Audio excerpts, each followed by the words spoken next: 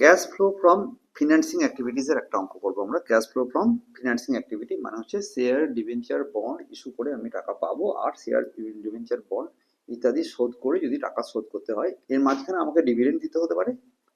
এই টাকা পয়সার যে আদান প্রদান হবে, আসবে যাবে, তাকে বলা হয় ক্যাশ ফ্লো ফ্রম কি অ্যাক্টিভিটি বলো? Financing activity. Fine. Now question is there, যে তোমার কাছে একে একে দেখা যাক কি আছে। একদম প্রথমে বলি, মনে করা যাক এইখানে আমি লম্বা করে অঙ্কটা করছি। পাক্কা? এই অঙ্কটা হচ্ছে আমার অঙ্ক জায়গা। 40,000 টাকা ছিল প্রপোজ ডিভিডেন্ড। কত ছিল? এখানে ছিল কত? 30। তাহলে গত বছরে বলেছিলাম দেবো 40,000 টাকা, আর এবছরে আমরা অ্যাকাউন্টে ব্যালেন্স রেখেছি 30,000 টাকা। তো ভাববে না যে এটা মাইনাস করে 10,000 টাকা পে করে দেবো, রাইট?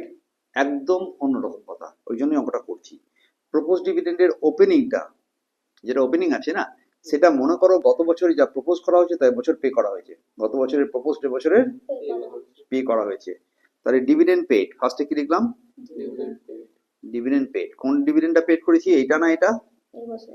না, গত বছর এটা এবছর পে করি। গত বছরে তোর বাবা তোকে বলেছিল জন্মদিনে কোনো প্রপোজ করেছিল, কিছু প্রমিস করেছিল, সেটা এবছর দিয়ে দিতে হবে কিনা? মনে করো এটাই মাত্র এই 40,000 টাকাটা আমরা দিলাম।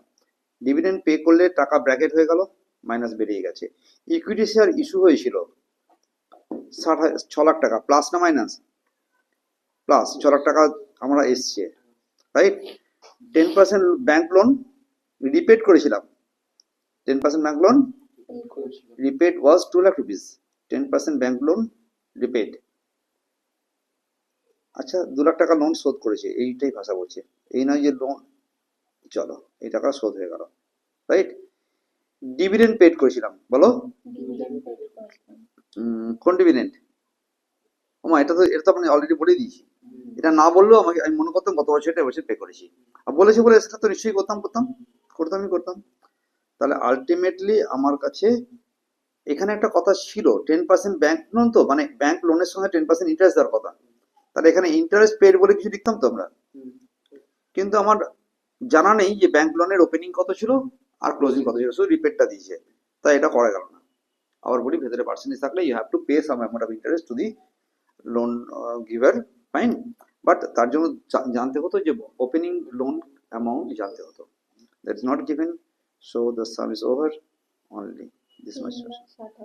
বলো 3,60,000 টাকা ইনকাম ফ্রম এই cash, net cash flow from financing activity. Okay.